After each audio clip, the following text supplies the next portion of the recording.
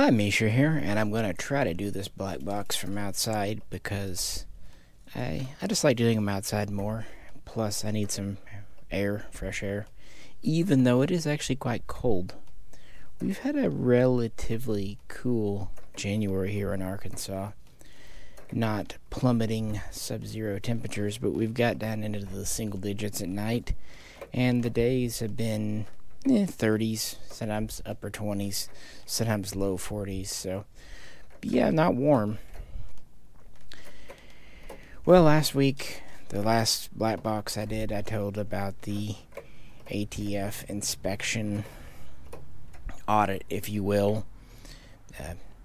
It's routine, so the deal is they can't come more than once every 12 months, but they're supposed to come at least once every few years. Now, if you have explosives or NFA or any of that stuff, then I think they have to come at least once every 3 years, if not every year. But for standard FFL 01 like I have, it's kind of when they have time. And that's kind of what happened. They were here last in 2019, and then they didn't go anywhere in 2020. And then, of course, 2021 was catching up on not having gone anywhere in 2020. So here I am at the beginning of 2022. So how did it go, and how am I doing? Let's talk about it a bit, at least until I can't feel my ears and fingers and nose. Obviously, I am still here, so nothing major. I don't know for sure how it turns out. In fact, I'm reminded, and it's been a long time since I've been in school, 20 years, give or take. But I kind of feel like after taking a major exam, end of term or end of course paper, you do your best, you turn it in, and you just kind of cross your fingers and wait. So, much like with the paper, the chances of getting 100% are virtually 0%. They are going to find things wrong. And to be fair, I did things wrong. There are errors humans make. For example, there was one serial number where I needed to type a 4, and I hit the 2 key and didn't catch it. It was very obvious. That's just what happened. But, things like that, they do happen. Another one that they kind of latched onto, that did surprise me, the serial number thing didn't, because, again, humans make numerical mistakes all the time. The names, they're very much into the names of guns, and I had one of the Ithaca 37 trench guns in inventory, the replica trench guns, and I logged it in from Ithaca, is the manufacturer. Well, even though it does say Ithaca on the gun, the receiver was marked in such a way that they wanted it to say Inland in the books, and they really that they weren't not mad exactly, but they really were basically saying what I need to do is void that and redo the entry and put Inland. So they need to redo the entry there. Kind of interesting, because it was a joint project. Yeah, I had a couple of funny moments when they thought guns were missing and they were there. A couple of guns that they didn't, they're like, well, what the hell's this? Which, considering some of the guns I have is not surprising. And had yet the same discussion I seem to have with everyone about SIG. He saw my descriptions where I described the SG-55 guns as Swiss SIG, blah, blah, blah. And he goes, well, you might want to change this. It didn't matter because that was the description. The description doesn't matter, but he was just letting me know he thought it was an error. And so I had to explain that they were SIGs, and he said, yeah, but SIG's up in New Hampshire. And then I went down that whole rabbit hole of discussing 2 SIGs, and I said, actually, for a while there was technically 3 if you count SIG Sauer, GM, BH, and Germany, but now they're gone. And just talking about that. And that is something that the ATF has gotten more stringent on. In the past, 10, 15, 20 years ago, you still had to put make and model and all that, but you could get away with it. For example, we were looking at early Makarovs that came in. Back then, you could just mark manufacturer Bulgaria. Now they wanted it marked as Arsenal Bulgaria, so on and so forth. So they're getting, and that's something that they've sent out letters and stuff about, and had to go over it. And he pointed that out on some of mine, but I said, look, those have been in the records long enough. It was kind of before the rules got a little more stringent, so I can, again, void those and put them in again if you want. But that's back when I put them in, that was sufficient. But times change. At first, one agent showed up, and we filled out the preliminary paperwork, and he went over security and just basic questions, about do I own the place or rent, things of that nature, paperwork stuff. And we actually kind of went off on a tangent. We were talking about the Kalashnikov and the auto-seer / out-of-battery safety. And then he got to talking a bit about how much he thought Mikhail Kalashnikov was a genius, and that was fun. And then another agent came in about an hour later. They typically come in pairs, and I understood why, because when he was here trying to do everything on his own, and I was trying to help him, like he'd pick up a gun, but when the other agent was here, they were able to do things about 5 times faster. But the other agent was younger and probably a little more by the book, and he was perfectly polite, no problems. I don't want to say that, but that's when I did start to get slightly intimidated. That's when I started to sweat just a little bit. You know what I mean? When it's one-on-one and it's with a person your age that you've met before. I met the first agent before, and not that he wasn't doing his job, and he already, he'd actually already called me out on that Ithaca shotgun thing. But when there were 2 of them there working back and forth, 2-on-1, me here alone. So I just went back to my office room and let them get to their thing, and while I was doing that, I posted a little kind of a jokey message on the Patreon saying, pray for me. And a lot of people did respond back, but they're just going through the numbers, and I was just crossing my fingers they wouldn't call me in going, we have a problem. Well, did they? So there were 1 or 2 serials that were, had obvious typos in them. There was actually one where I had put O in, and they thought it was 0, but he agreed 0. It could either be either one, so we kind of left it at that. There were a couple of the old bolt-action guns. They were debating what the serial was because they couldn't even make it out. And I was like, see, if you guys can't, yeah. And they understood that. There was one Swedish gun where, was it a 6? Wasn't an 8? It was kind of indeterminate, so, well, whatever. That's old guns for you. What do you do? But the big deal, guns that don't match up. Either they're on the inventory and not here present, that's real bad, or guns that are here that are not on the inventory. Well, for the second case, there were 2.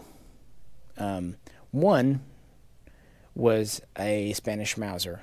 There was, or is, a 1916 Spanish Mauser on the inventory, and I pulled it out for it. But I also accidentally pulled out my personally owned M43 Spanish Mauser. So the guy was sitting there looking at it, and he goes, he kept going, I don't even know what this is. He said the serial and everything.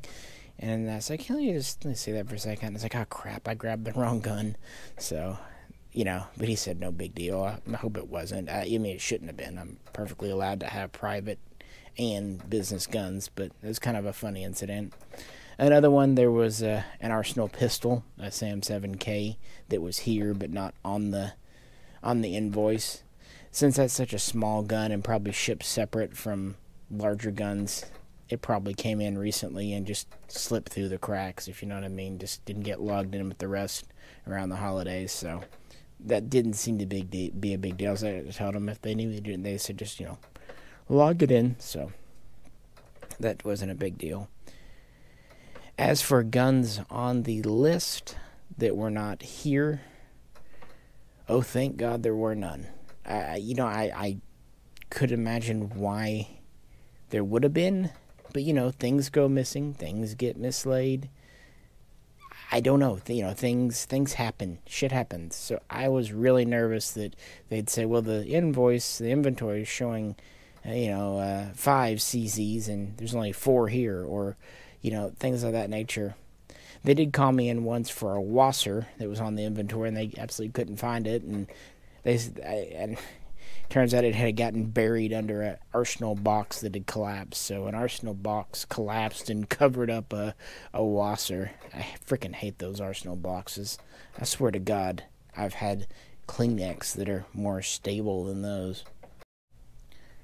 Another thing they look at, and actually it's very important to them, are the 4473 forms that people fill out when they pick up guns and take them home. When you do the background check and stuff. Well, luckily for me, that's not what I do. Now I had a few that had been done by friends, close friends or family. So, I showed him those. And I was kind of sweating. I told him when I handed him those, I said, no, these I worry about, because with the bound book and all that, I can look on my computer and at least catch an error. Even if I can't fix it, at least I know there's an error there and I can let you know or whatever. But when it comes to the physical paper, the handwritten 4473s, fuck if I know.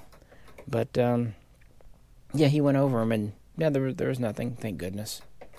And he complimented me on always getting a copy of their driver's license and carry license and stapling it to the back of the paper. I thought at first he was going to say that I shouldn't staple them because they didn't allow that, but no, he actually said that was a good thing, and that's something I've done since the beginning. It just seemed...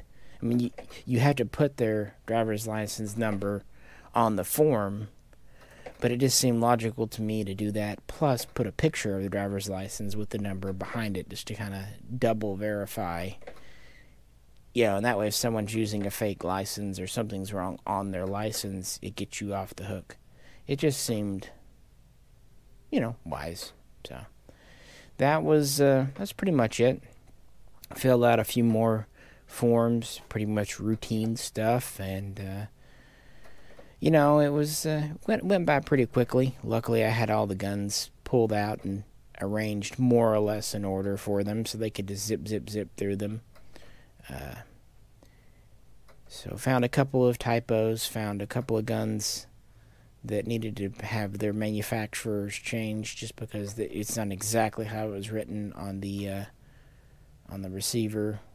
Really, mainly just that shotgun, but still. And, like I said, they filled out some paperwork. And there was just kind of one more thing to do before they left. So what I had to have ready for them when they came, the 4473s, and a printout of the current inventory list, which I did this morning because we still were shipping guns yesterday. And so I wanted to have them the most up-to-date, otherwise they would have asked where the guns were, and they're already in the mail. So I did that.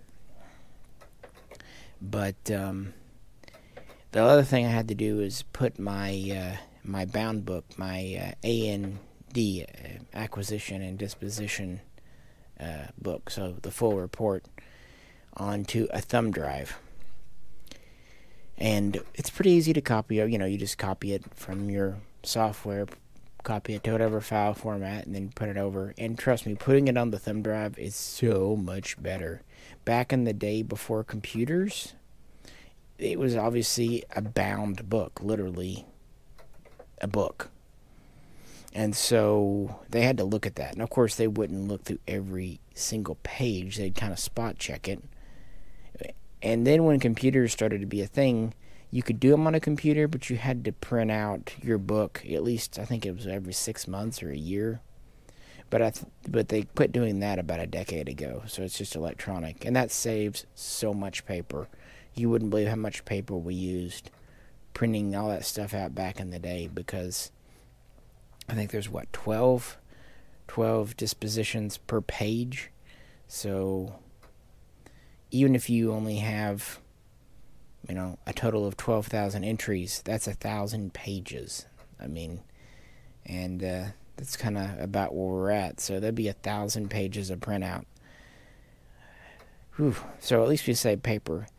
But yeah, so I had to copy over that and give it to him, and he said he'd review that, and if anything else popped up there, he'd do. And then he said basically after that, he would send me an email, basically a grade, a grade or a report card. Hey, this is what you did wrong. This is what you need to change. These are any infractions. These are any violations. I will get infractions. That no one gets out alive. No one gets out without something being marked, because the agents themselves have to basically prove they did their job. If they keep turning in reports saying, yeah, this dealer was 100%, the powers that be would say, are you actually looking at things? It's kind of like grading. I never forget when I was in high school, it was algebra class. And math was not my strong suit, but come on, I went to a rural Arkansas school, so yeah. I had done a paper, and the teacher said he graded my paper, and it was 100%, and he wouldn't, he had to find something, and it was a run. This was all in good nature. Don't think mean of him. But he said he kept going over my paper and my answers over and over and over, and he finally found a place where I put a comma instead of a period, or a period instead of a comma, something just, astronomical. So he gave me like a 99.5 or something. It was a joke. We had a good laugh, but that kind of reminds me that teachers are the same way. Give 100% scores or all A's to every student. I'm not saying that's right or wrong.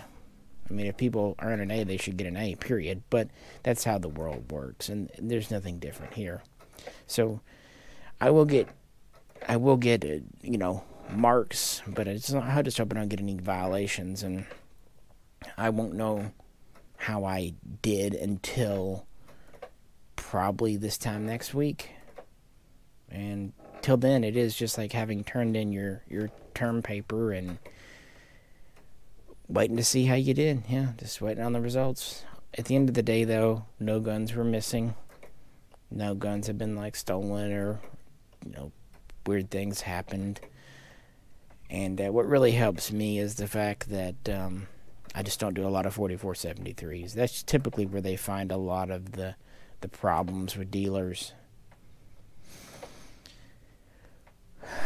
But yeah,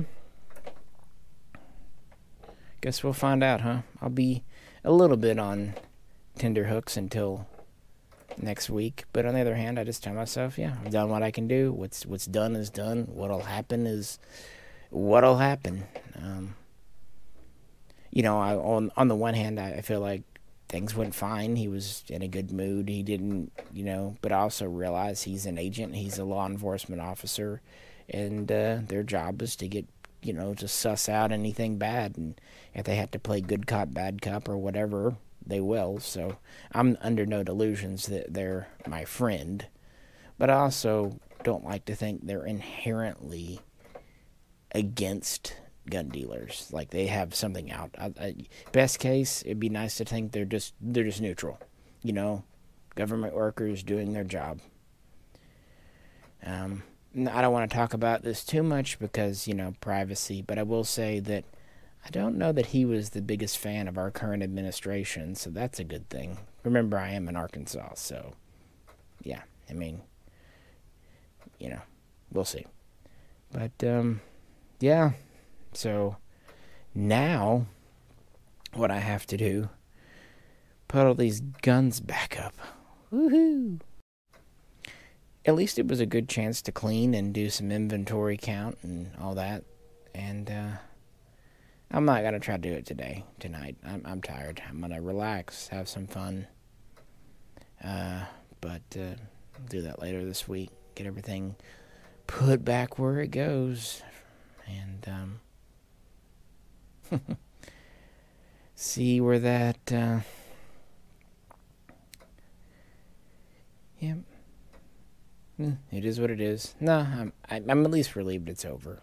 And it certainly could have gone worse. I say that I could be in big trouble next week. Who knows? Again, I always second guess myself. I just, it's how I was in school too. I don't know. You don't know till you know. But at any rate. Oh. Of course, Earl, the buff cat, the orange cat, was whoring himself out the whole time.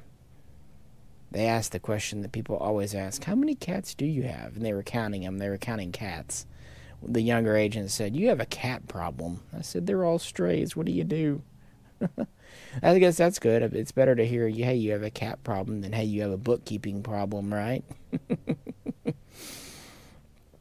But, yeah, hope everyone's enjoying their January. Hope things have slowed down after the holidays and stayed good. I'm ready for warmer weather, get outside a little more and do things a little more, but,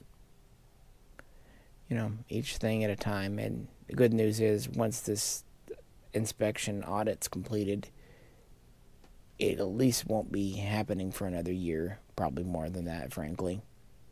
I'm not exactly their demographic for someone selling cheap Saturday night specials to gangbangers that are straw purchasing. Yeah, people don't typically buy HKs or SIGs or CZs even to go do crimes with. I do sometimes have to do trace requests. The ATF will email, call, and ask you to tell them where a gun went. Typically, that's when it's been stolen. But sometimes it's when they show up at a crime. But that's usually after it's been stolen. That's the routine, is they get stolen and then used in a crime. But, I'm hungry. Are you hungry? I think I'm going to go in and eat. I'm starting to get to the point where I can't feel digits, so probably a good time. But just wanted to get Blackbox update after last week, and I'll let everyone know how the report card came out if I'm a passing, failing, honor student, or going to detention, i.e. jail. No, I don't think I've done anything. God, I hope not. That'd be the shit of it all, wouldn't it? But yeah. Alrighty, guys. Well, hope everyone's doing good. And if you could, please do like, share, and subscribe. This is Misha. Catch you very soon next time.